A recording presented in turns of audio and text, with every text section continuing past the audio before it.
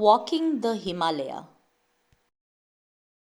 This winter, I got the opportunity to spend several nights on the cold forested slopes around Hatipau near Missouri, a part of the Himalaya.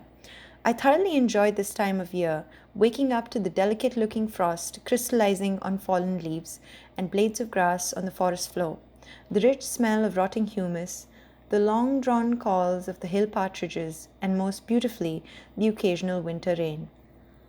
In order to explore the landscape and truly feel the elements, I packed only the bare necessities and had no clear destination in mind and no clear objective other than to simply walk and live on the mountain.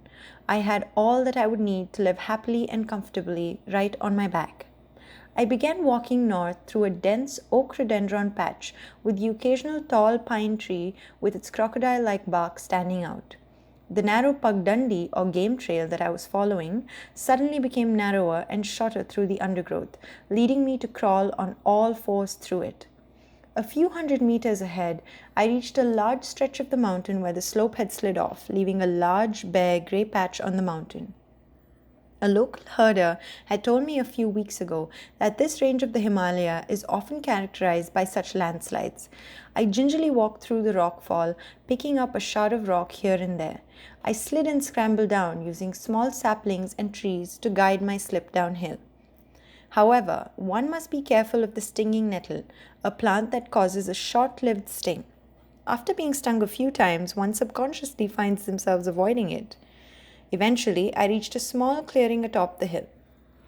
I put my rucksack down and looked at the panorama of the Himalayas. To the north, I saw the tall grey rock and ice of the glaciers, embraced by thick swirling clouds. The sun was becoming a deep orange red as it made its way westwards. I could see that the valleys to the east were already in the dark, owing to the hills blocking out the evening rays of the sun. I continued on. A group of Khalij peasants flapped noisily away, screeching when they were startled by my presence. I went further and found a patch of trees ahead. Given that I had only a couple hours of daylight left, I started setting up camp. I tied my hammock between two trees and gingerly sat on it.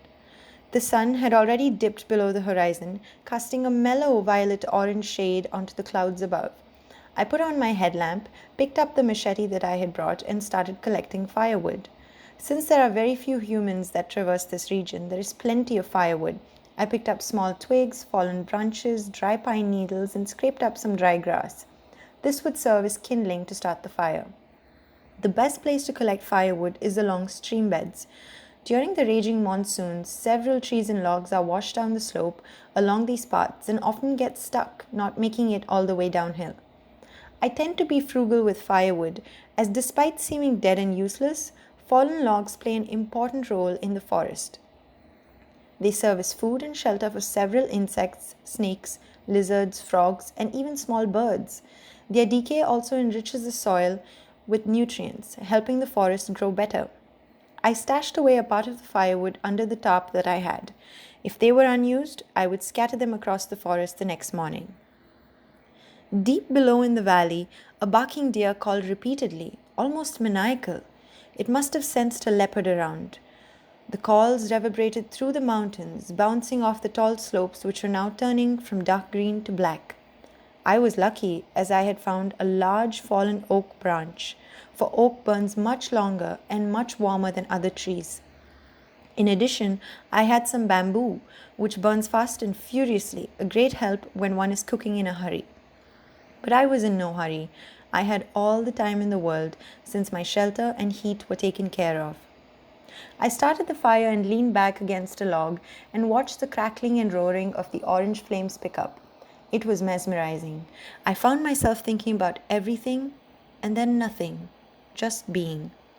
There is a ringing unity that emanates from the fire. All feels like one. A mountain scops owl began calling. Its typical two-noted "too, too" is a familiar sound in these parts. Another owl called from the east, and they were almost duetting. Gradually, the calls came closer and closer until they seemed to be just about 10 meters away. However, I knew that it is futile to attempt to spot it. These owls are always heard, but almost never seen. I eventually spread out the sleeping bag on the hammock and got ready to sleep. I warmed myself by the fire before enveloping myself in the sleeping bag and shut my eyes for a good night's sleep. To me, living on the mountain is an incredibly fulfilling experience. To feel the elements against one's skin, to spend one's time simply living and thinking, is a source of great contentment.